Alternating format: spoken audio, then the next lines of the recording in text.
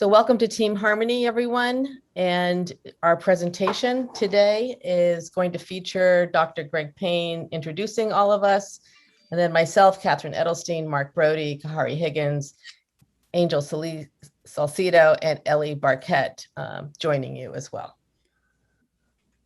Okay, thank you very much, Kathy. What I would like to do is, first of all, say I know all of us are happy to have this presented at ComDay, and it's really all about the communication effort that we'll be highlighting here.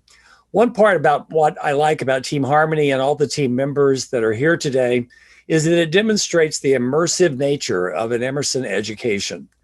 Last year, when we experienced the trauma as well as the aftermath of the murder of George Floyd, many people, not only in America, but around the world, were very, very much upset and trying to figure out what to do.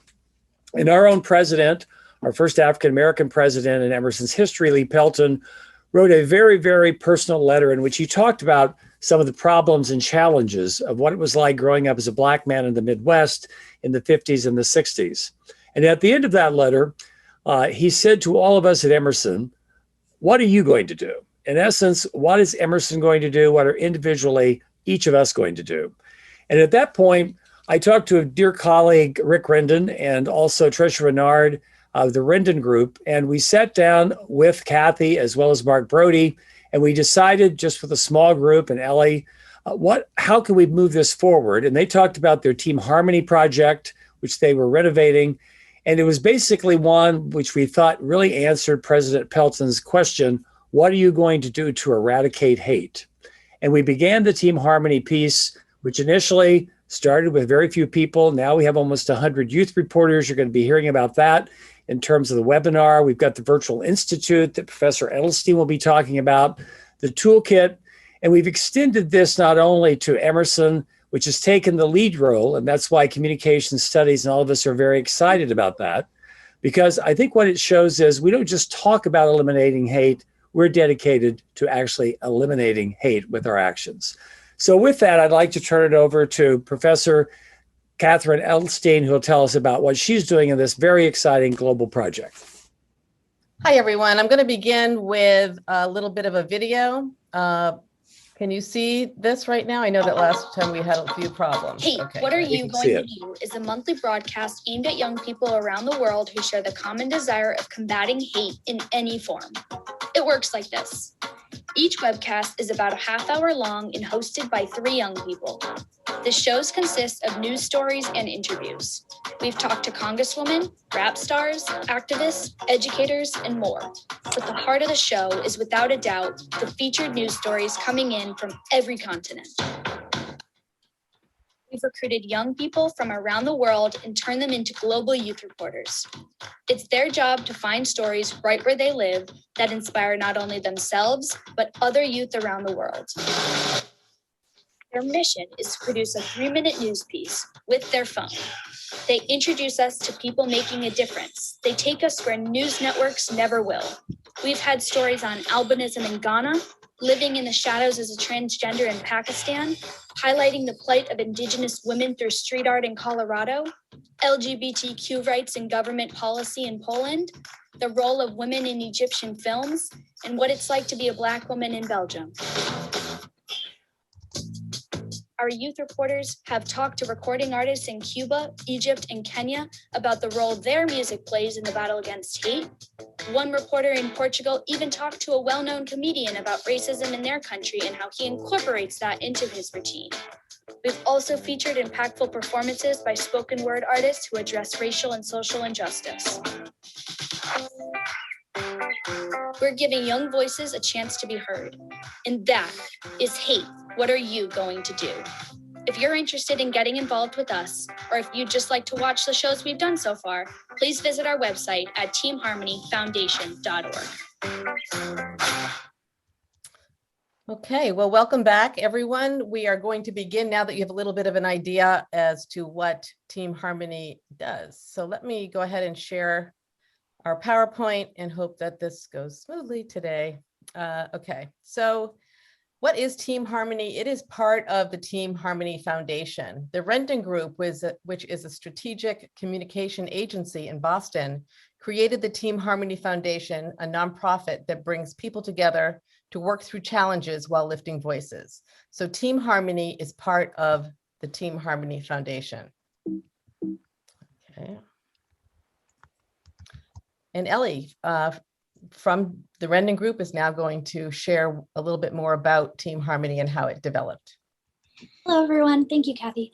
Okay, so Emerson College, the faculty from Emerson College, along with other professionals from around the world, started working together with the Rendon Group, the company I work for, weekly during the summer of 2020 on these 3 initiatives. So Team Harmony is split up into 3 different parts. The first is the web series titled Hate, What Are You Going to Do? They're live 45-minute virtual programs that explore the state of hate worldwide. That is what Greg was just referring to with our Global Youth Reporters. We also have the Virtual Institute for Activism, also known as the VIA, which is the goal of this initiative of the VIA is to provide young people with the knowledge, skills, and tools necessary to be an effective advocate and activist for social and racial justice. And the third is the Toolkit, which is a compilation of material from a variety of respected sources to assist youth pursuing community works to combat hate. And that was made by Kit Cunningham from the Rivers School and Sharifa Simmons, Roberts, and Kathy Edelstein with the help of Mark Brody and others. Thank you. So Team Harmony is actually all about a team. It's a team of collaborators. It's a virtual space where youth from around the world can come together to share and discuss social issues in their communities, global youth reporters from around the world sharing what is happening in their communities, a web series hosted by 2 Emerson College students that you'll be hearing from, who interview people, often public figures that are often working towards social justice and equity, and a virtual institute and toolkit that offer global youth the opportunity to learn skills to enhance their ability to eradicate hate in their communities. And that's taught by a group of 17 faculty members. So a little bit more about the hosts. I'm going to turn this over to Khary Higgins. Yeah, sure, no problem. So when it comes to me and Team Harmony on a personal level, last summer I was approached by Mark Brody and Gregory Payne about an opportunity that they felt suited me. And obviously here we are now, so it looks like I agreed. But basically I saw it as an opportunity to do something more, given the state of the world at the time, and so many racial issues were in the limelight, so to speak. It's hard to feel like you are having an impact on things when you are, for example, donating or signing petitions, things along those lines. And so I always felt like I needed to do more, and Team Harmony kind of ended up being that opportunity to have more of a social impact and contribute to positive change, because it was clear that things needed to change. Thank you, Khary. So now we'll move on to a little bit more about how this all works. So I'm going to begin by showing you a portion of one of the web video series that's taken place. I think we've gone through 4 and there are 2 more that are scheduled, but I will show you a little bit of the 4th one right now before we turn it over. Hello world. Last time Melody in Argentina kicked off our show, but this time we're on my own side of the ocean. Welcome to Cameroon, Central Africa. And this is Team Harmony's Hate. What are you going to do? Cameroon. When's the last time you talked to somebody from Cameroon? Heck, most of my friends don't even know where it is, but that's our job. So we're going to show you where it is with our official Team Harmony Where is Cameroon map. And that's where Eric is, right in the middle of Africa, just above the equator, where it's probably a lot hotter than where we are today, here in wicked cold Massachusetts at the Team Harmony studios. And by the way, I'm Khary. And I'm Angel. It is so good to be back after being away for a month. Now, if you missed our last show, you missed our episode on LGBTQ rights, teaching kids in rural China, and indigenous street art in Denver, Colorado. And I'm still Ellie. If you've missed any of our previous episodes, you can still check them out at our website at teamharmonyfoundation.org. This month, most of our stories will focus on civil rights and equality. We'll tackle issues like microaggressions, stereotyping, and discrimination.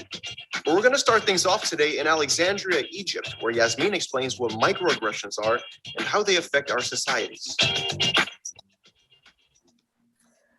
I am going to leave this now and go back to our PowerPoint. If you'll just give me 1 second. Oops, let me just go back to this. Excuse me. Right. So I was wondering, Khary and Ellie, I'm wondering if you could tell us about the production of the webisodes themselves. It seems like it's a fairly sophisticated and very well organized venture that obviously this isn't done in somebody's garage. Where do you actually produce this? What are some of the elements that get put into the production in terms of, you know, do people write this? Where do you find the talent? How do you come up with the topics? It's interesting how it's a very complete presentation, if you will. I'm wondering if you could give us some context as to how the whole thing comes together. Khary, if you don't mind, I'll take this question. Well, multiple questions, but the first things first is we shoot it in a real live studio, COVID guidelines, restrictions, all that kind of good stuff, in Lunenburg, Massachusetts. So it's about an hour outside of Boston. And luckily we just had the 3 hosts and a couple people on set because we are a small team. We get it all done together, which is great. And then there are 2 editors and a producer who go back and make the full episode what it is. Luckily, we do have 100 global youth reporters who feature all of the major stories throughout the production and make it what it is. So in the beginning, we asked our nearly 100 global youth reporters from 35 countries around the world just to submit a story on any issue of hate in their home country, because it would have been too difficult to come up with themes because each country handles different topics and issues so differently. So we had them come back and submit their stories. So we then split them up into themes. So the first month's theme was Black Lives Matter, and I think it was just Black Lives Matter. And then we went to racial and social justice in the arts and how the arts affect racial and social justice. Then we had the LGBTQ rights, and the fourth one was civil rights and microaggressions. And so the next 2 episodes, we have our women's rights, and the last one is how sports are related in racial and social justice. Fantastic. Now, one of the common themes we see throughout the various programs at Team Harmony is how young people are involved. Now, you'd mentioned that there's over 100 youth reporters in over 36 different countries. How did you go about finding all these young people? So luckily, through our connections with you all, we have a lot of our global youth reporters from the 36 different countries around the world. And we've just had connections throughout our other projects that we've had around the country, which has been helpful in getting global youth reporters from different states. But it's really just by word of mouth and putting it on social media to get more students involved. And our other organization, Women to Women, is through our nonprofit called Empower Peace, where we have 130 girls from 30 different countries around the world come to Boston for a conference every summer. And so we reached out to a lot of them and their friends. So that's how we got even more. It's amazing the amount of connections you have globally. I'm wondering, how did you find some of the talent in terms of the celebrities? Because you had some real A-listers come in. Yeah, it's been really cool to either talk to them through a Zoom interview or just have them on the show and re-tag us when we share it on our social media. But the way we've gotten some of them was through DJ Pup Dog. I think he's for Kiss 94.5 in Boston, and he has lots of connections in the music industry. So he's been the one to reach out to all the rappers we've luckily had on for interviews. But the other comedians and stuff are through connections that the Rendon Group has, or you all, and just reaching out. We actually got Brandon, the winner of America's Got Talent season 15, Brandon Leak, who is a spoken word artist, just because I had stalked an email just to try and find his manager's email, and we emailed him weeks before he won, and luckily just got that relationship started right before he won, and luckily it's taken us to even bigger steps. So fantastic. So Khary, I'm wondering, who is your favorite celebrity to date that you got to work with? It's difficult to say. because I feel like when it comes to the Team Harmony web series, each episode is very intentional, and it's not just, hey, we have a celebrity this episode. Each celebrity serves a purpose in terms of highlighting different perspectives in terms of social justice. On a personal level, I really like Ayanna Presley, but in terms of episodes we've done, I think my favorite episode might have been our episode that talked about the arts. So for that episode, we had musical artists. We had people like Big Sean and T.I. come on and talk about how, the arts can influence social justice. So I would say that's one of the most important things when talking about Team Harmony is that it's really intentional in the stories that we bring in and the people the public figures that we bring in to discuss these different topics. And it's very comprehensive and accessible in terms of giving people access to different perspectives. And Khary was a huge fan of one of our second guests, or one of our guests in the second episode. His name is D1. He's a rapper out of New Orleans, and he has a sweatshirt that says, "Be real, be righteous, be relevant." And Khary, that was back in November, December. Khary's still asking me if I can try and get him a sweatshirt. So I don't know what he's up to. He's taking too much time. Great, thank you. And Mark Brody, can you tell us what your involvement has been as far as shooting the web series? Well, I'm more of a connector, if you will. The good people at the Rendon Group, and then our common collective members, Khary and Angel, they're really the people that make it happen. My job, or my contribution, really was working from the start with a considerable number of people here on this Zoom call to figure out how can we put together various programs that would make a difference. And then once we had sort of the outline, go about and find the people that can make it happen, like Ellie, like Khary, like Angel. And one of the real blessings is, being an Emersonian and having a school where we specialize in communications. It's not that difficult to find legitimate talent that really cares about social issues, such as what we address with Team Harmony. Thank you. So I see that the Common Collective worked with you as well. Could you let us know a little bit about the Common Collective and how they worked with you on this? Sure. Well, Common Collective is a group of Emerson students. I happen to be the advisor for it, but the collective itself provides a means by which Emerson students can use their skills, their communication skills, to make a difference. Generally speaking, we produce content for nonprofits, and Emerson College is a nonprofit, so various departments will call on us and ask, hey, we need a video about X, Y, and Z, or we need a podcast. And in the nonprofit world, we've had a number of occasions where we've worked with nonprofits to increase the quality of their content. Our students, they don't do this for credit. They do it because A, we hope to make a difference, and B, it gives them the means by which they can practice their skills, they can master their skills. And if they don't have any formal training in a particular area, we can take other members within the Common Collective and help them cross-pollinate and gain experience in a particular area.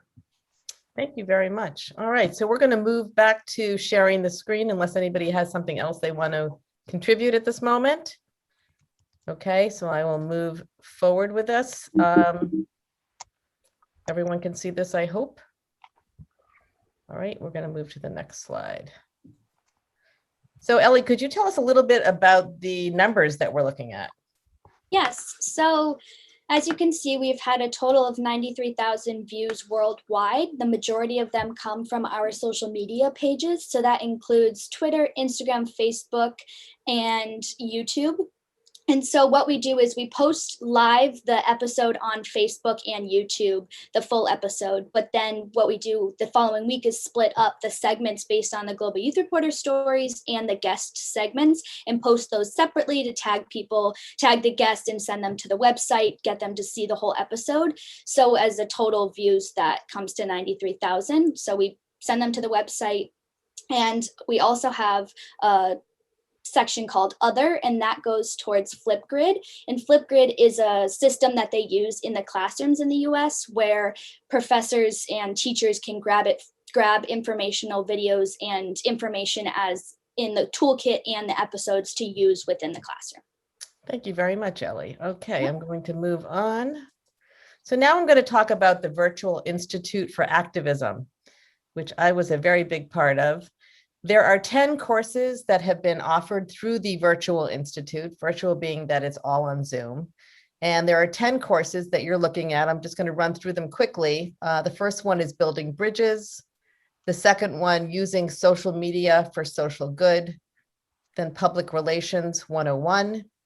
The Art of Organizing, the Art of Public Speaking, Creating Visibility for the Cause, Starting a Movement or Campaign, Influencing the Influencers, the Art of Organizing a Peaceful Demonstration, and the Art of the Difficult Discussion. So as you look at this list, you might think, you know, really, this is in our wheelhouse, especially in comm studies. The faculty, we teach most of this in our courses. So when I was part of the groundbreaking of this whole thing back in last summer, I thought, you know, maybe I'll take this on and I will try to contact the faculty and see if they would be willing to teach. And as you can see by this lovely list and beautiful photos, most of the faculty that have been teaching in the Virtual Institute are comm studies faculty. We do have a couple of global faculty in here. We have a couple of newly minted grad students that are teaching as well from Emerson College. And we have a couple of people from other, one from another program being Cheryl Jackson, and two others who are teaching outside of Emerson College in the Boston area.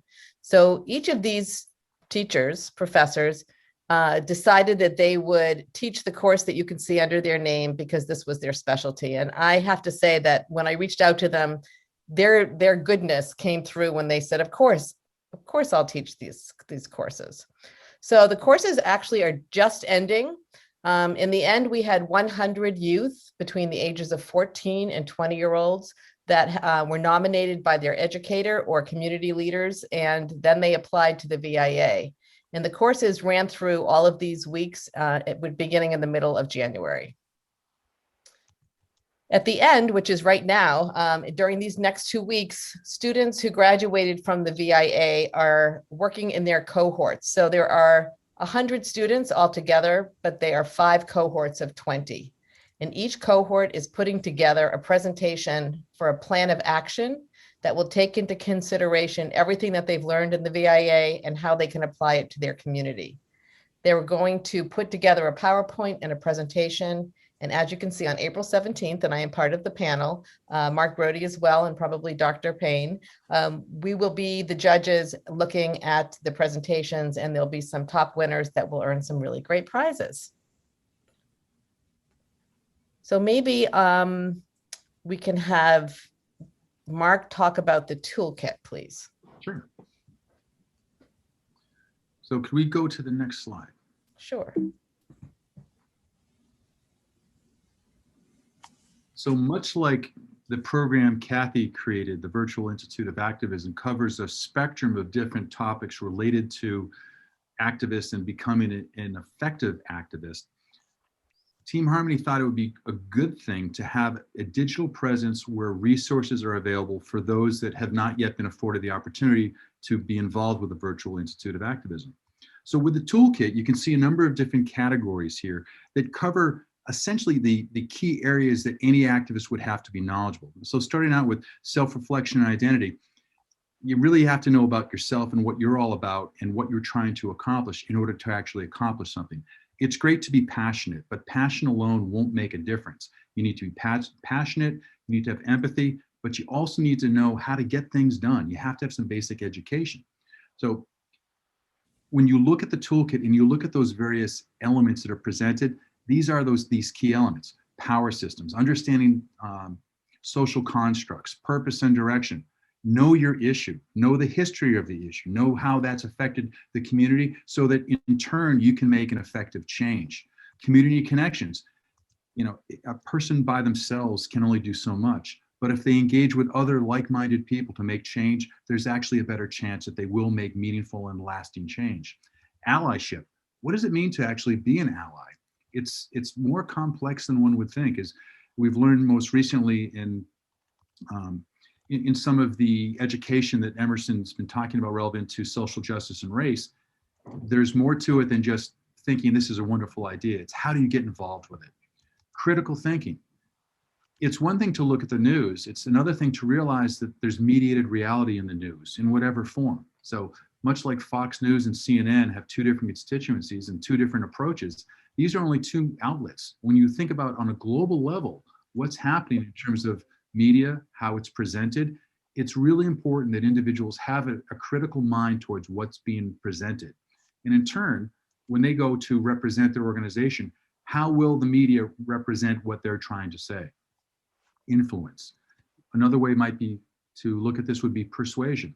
What are the elements of influence and persuasion? And what are some of the tools that can be applied in order to persuade a particular audience to see your point or your perspective? And then sort of achievement, using the way you look at this is how do you work within the power structure to actually make change? It might be nice to have a revolution, but generally speaking, revolutions are a little more difficult than just saying, hey, let's make some change. You have to know how to work within those systems regardless of where you are. Activate. How do you get other people to actually join your cause? What will motivate them? How do you work with those people to make change? And of course, fundraising, the means by which you can provide resources to your organization. And then lastly, of course, is just a glossary. But when you look at the toolkit in its totality, the majority of the questions that an activist who's trying to understand how to become a more effective activist, there's something for them, as well as there's something for educators as well as students. So in this case, speaking as an educator, it's wonderful to have resources where we can go in and there are lesson plans, there's the PDFs, the assets that you would present to your students. And on the same side, if you're a student, here's some information where you can go to a trusted source, Team Harmony, and actually download a variety of different topics relevant to what you may or may not, what you're probably studying in school.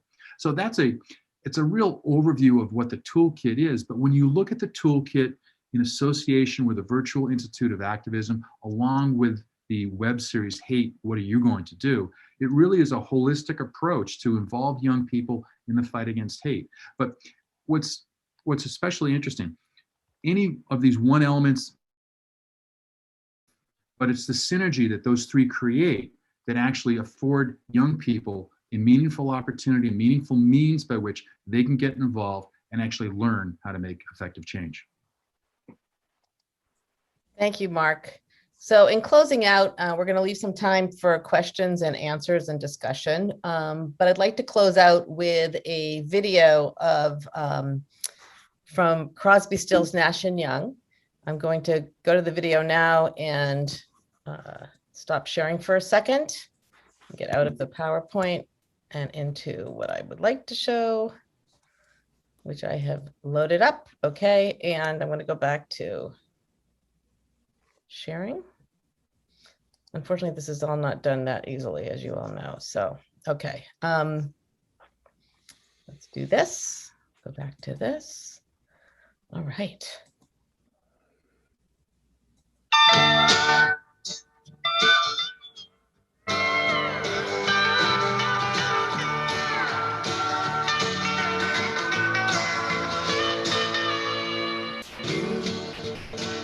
Who are on the road must have a code that you can live by, and so become yourself, because the past is just a goodbye. Teach your children well, their father's hell did slowly go by, and feed them on your dreams, the one they picked, the one you know by. Don't you ever ask them why, if they told you you would cry, so just look at them and sigh.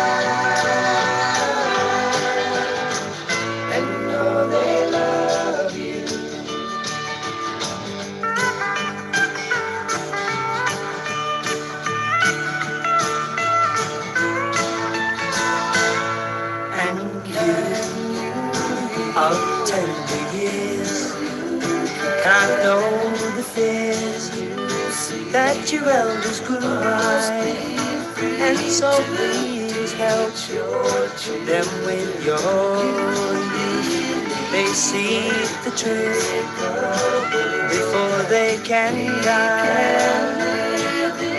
Teach your parents well, their children's hell will slowly go by, and feed them on your dreams, the one they picked, the one you know by.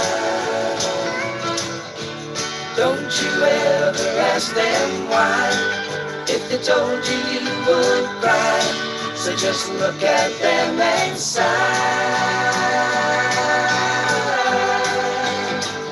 and know they love you.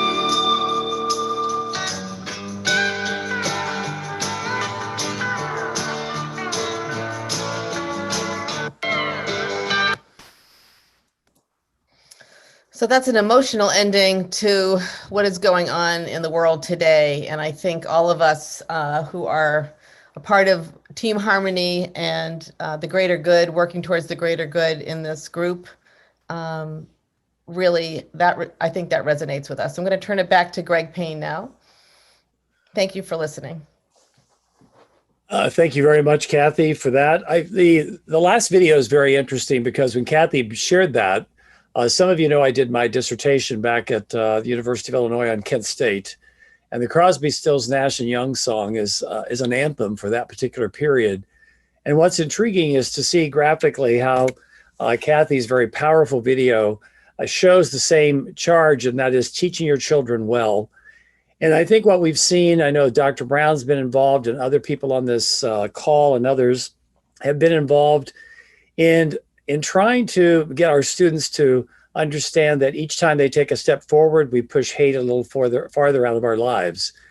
And I know that a quote that I always listen to and remember is Robert Kennedy when he was talking to a group of students with apartheid down in South Africa.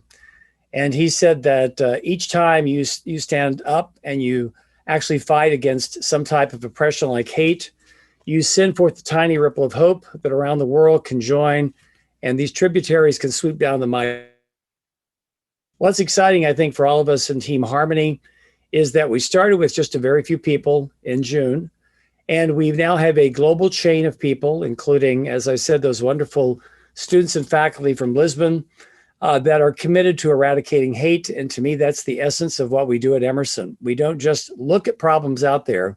We decide how we're going to be the change agents to make sure that the world is a better place. So I salute Khary, Angel, who I think was unable to be here, and everyone else, and thank Kathy and Mark for their dedication and all the others that, as I said, are part of what I think is just one of the most exciting immersive experiences that I've been involved with. Thank you. Thank you. So I'm going to open this up to questions. We have some people that are on the line. You can certainly show your video, but you don't have to. Please feel free to ask questions. You know, Kathy, one of the things I'm wondering about is the do you have any insight into the various projects that the cohorts might be working on for their final presentation? I don't know yet, but I do know that they are working hard together, that many of them, so the cohorts were also global, and that they have joined together with WhatsApp and whatever means that they could. And so they actually have grown their network of international friendships. And they're working on something that they can apply to all of their communities, not just one community. So I do know that, but no, I don't know. I think it's going to be a bit of a surprise. The people from the Rendon Group are coaching them, I think, if they have issues related to putting it together. Maybe Ellie could talk more about that. That's all really that I know. I know that they're trying to schedule that. Yeah. One thing I would add that's very exciting is that each of the sister institutions that we're a part of, I'm thinking of Polytechnic and Lisbon, have taken this and done their own signature programs. They didn't just replicate what we were doing. They've decided they wanted their own website in Portuguese. They've attacked their own specific issues that they identify as eradicating hate. You have various people involved in it. And Ana Raposa, as well as Mafalda Iro, who are two good colleagues, have said that the students have really gravitated toward this. I know the same thing is happening with a couple of our colleagues, in the Eastern Hemisphere, as well as at Blancairness. So I think, if I can think of the Carpenter song, I'm going to date myself. I think we've only just begun. It's very exciting to be a part of it. Yeah, I think there are plans to move forward with this next year as well. So I will be contacting faculty again, I think for another virtual institute. I know that for me, teaching in the virtual institute, and perhaps Rob Brown can speak about it too, that it has been such an incredible experience having a room filled with mostly high schoolers from around the world discussing things that they're going through in their own communities that are similar, but not similar to sort of the things that go on here. Of course, things are affected by culture, and some of the cultural norms in other countries where things are happening are not happening here, and likewise vice versa. So the sharing among the students, but also with me and other faculty members, it's been an incredible experience. Yeah, Kathy, and thank you, Mark and Kathy, for just amazing things that you've been doing. And of course, Greg with his vision of this. And my experience of teaching the Virtual Institute was really amazing for me because these were very sophisticated students. I made a joke. There was one of the students, when Tricia Renard was on, I said, Rendon Group should make her an offer to join the firm. These are very, very bright students. They caught on, and they were wonderful and engaging. So it was really, I just was up all day thinking about how much fun it was to teach them. Thank you. One thing I'd like to ask, if we could, before we end, is Khary, you were part of a class which had the support of the department as well as Dean Rice. That was Team Harmony. It was devoted to the entire campaign. You were part of that in the fall. And of course, you've already indicated that you might have made the mistake, I'm chuckling about that, of answering the call between Mark and myself, because it turned into be more than just a small project. Could you talk from your perspective as a student, what it was like to be in that class and what this experience has been for you? The class was very enlightening and probably one of my all-time favorite classes. It was very hands-on, and you got to see how things were actually made from the ground up, in terms of, actually engaging in a global foundation. And if I were to speak on any part, it would be the global part.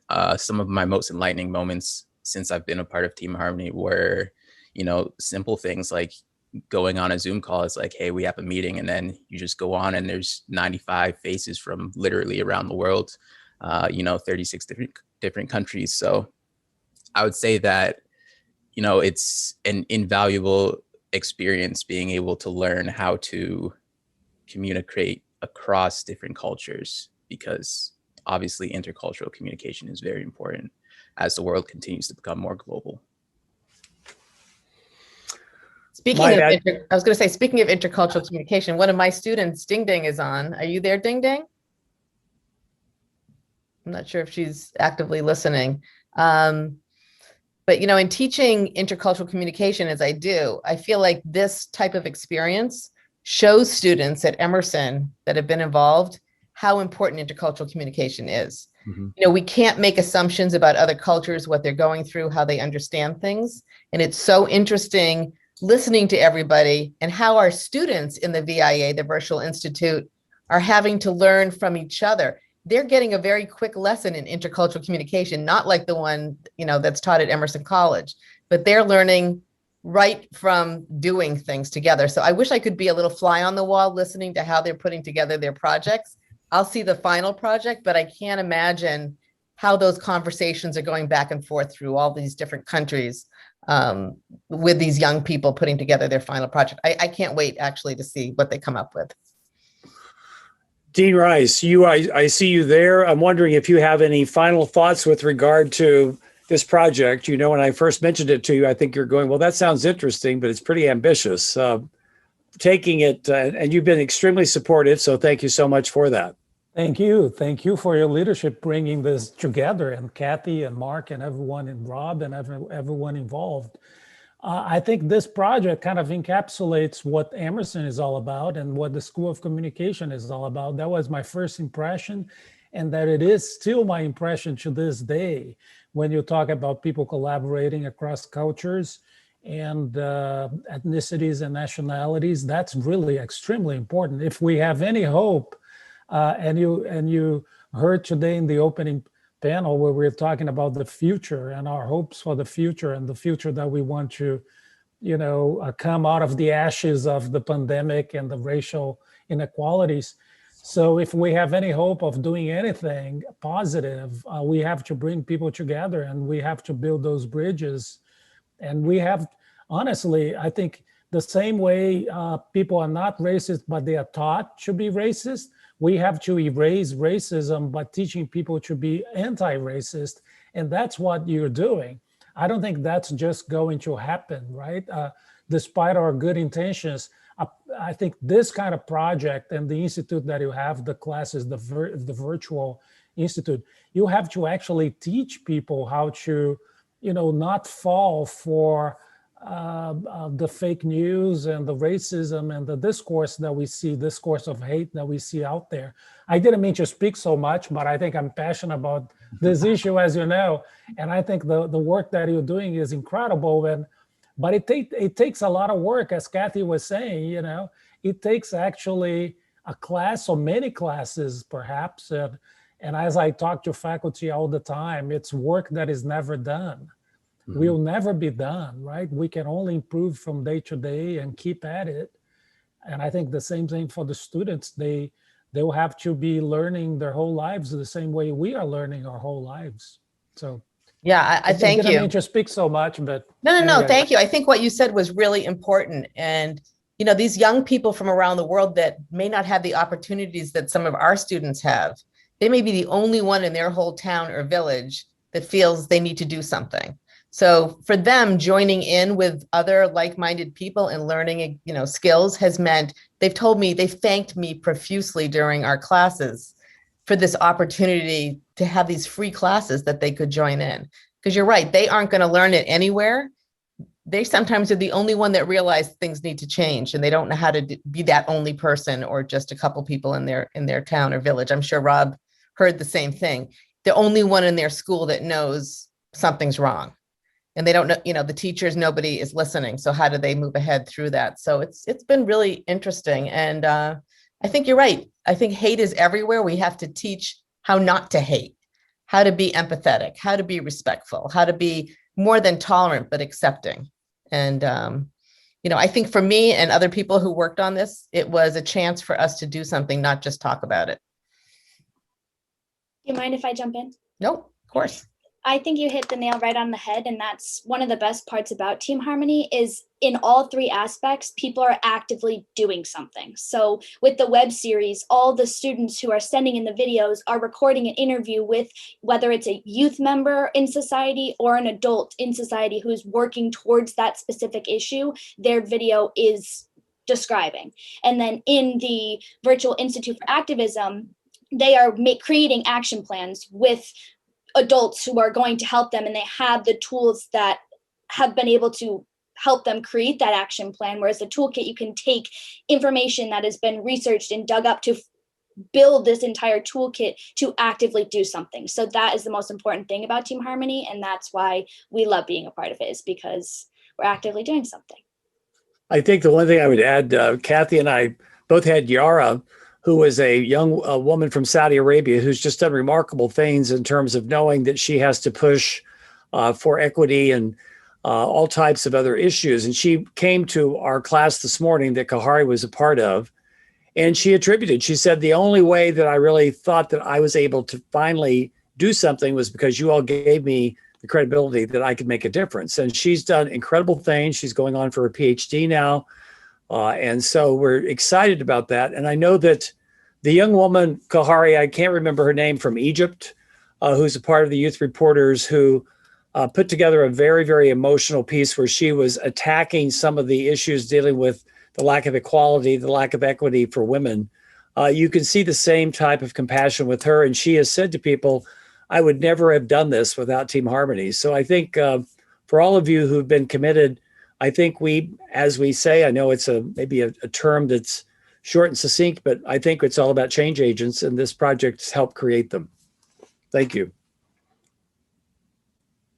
Okay, thank you. So I think that finishes our section, and I'd like to again thank everyone for joining us and for your leadership and your participation and your hope for change, because I think that's what we're all here for. Hi, Ding Ding. She's in my Hi. intercultural communication class. Did you listen? Yeah, to I some was of here. this? Yes, thank you. Yeah, and could you see that some of what you're learning is applicable here? Yes, definitely. So for me, as an Asian people, I was a little bit upset for this situation. So last year, I think it's like last week, I went to the Stop Asian Hate activity. I do the interview. I interview some people, and then I feel really emotional, really. And then I was, how can I say that? Because I was crying. I can't imagine here is the United States. You know what I mean? I didn't even know why the people cannot respect each other, why they hate.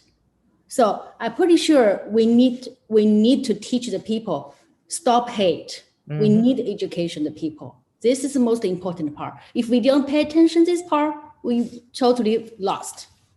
So and we Thank you, Ding Ding. Ding Ding's in the journalism program, by the way. Yeah, exactly. So hopefully your words will be heard everywhere, Ding Ding. I will. I appreciate I that. hope so. Yeah, Yeah. thank you. No problem. All right, so everyone have a wonderful afternoon and evening, and thank you. Please join us. Yes, go to teamharmonyfoundation.org to find out more about what the web series that are coming up. Right, Ellie? There are 2 more, I believe. Yes. Our next episode airs on April 27th at 7 p.m. Eastern Standard Time. All right, thank you. Thank you. Okay, bye-bye. Bye. Thank you. Bye. Thank you.